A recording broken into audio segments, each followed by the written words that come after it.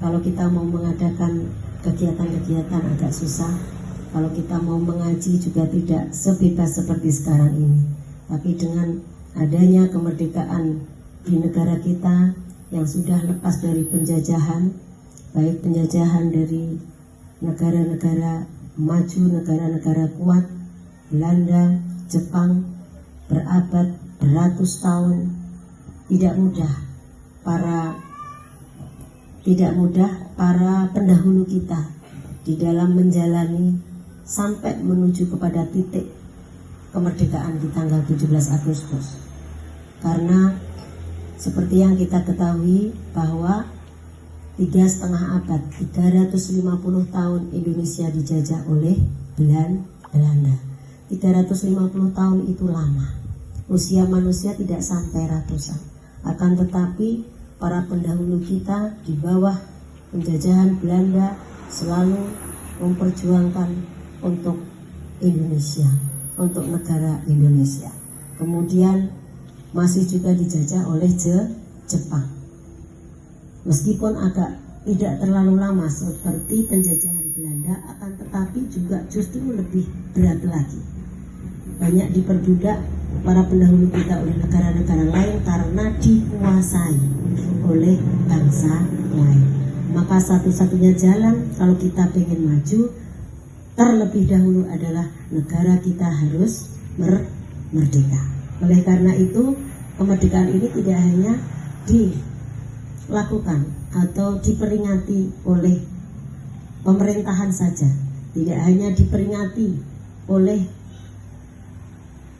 lembaga-lembaga resmi, tetapi karena ini adalah kemerdekaan bangsa Indonesia, maka seluruh bangsa Indonesia semuanya memperingati, paling tidak juga dengan mendoakan para pahlawan-pahlawan kita yang mendahului kita. Di samping itu, kita juga pesantren berterima kasih kepada para pahlawan kita yang telah mewujudkan negara kita menjadi negara kesatuan Republik Indonesia.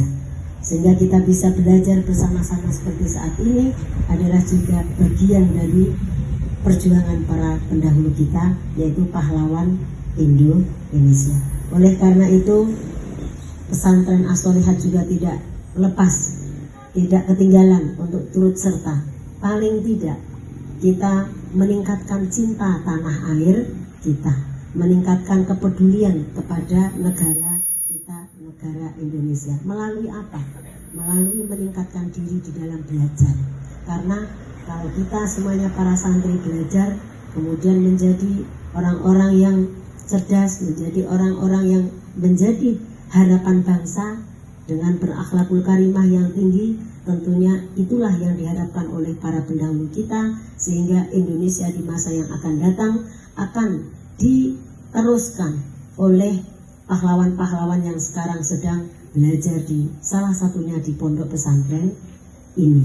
Mudah-mudahan semangat para pahlawan ini juga menjadi semangat kita di dalam belajar. Pahlawan saja, para pahlawan tidak mendapatkan apa-apa demi bangsanya, rela berjuang, berkorban dengan mengorbankan nyawanya. Apalagi kita yang hanya mengisi kemerdekaan. Kalau sudah merdeka, kita tinggal mengisi. Artinya apa?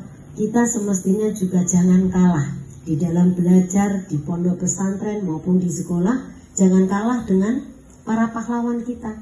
Apanya? Semangatnya. Kalau pahlawan kita dalam keadaan semua keterbatasan, ternyata bambu runcing mampu mengalahkan mampu mengalahkan Meriam, mampu mengalahkan Rudan. Padahal menurut logika tidak mungkin bambu runcing hanya terbuat dari bambu bisa mengalahkan rudal, bisa mengalahkan Meriam. Apa artinya? Kekuasaan Allah Subhanahu wa ta'ala. Jadi apapun belum tentu apa yang kita jalankan di pondok pesantren ini meskipun terlihat sederhana,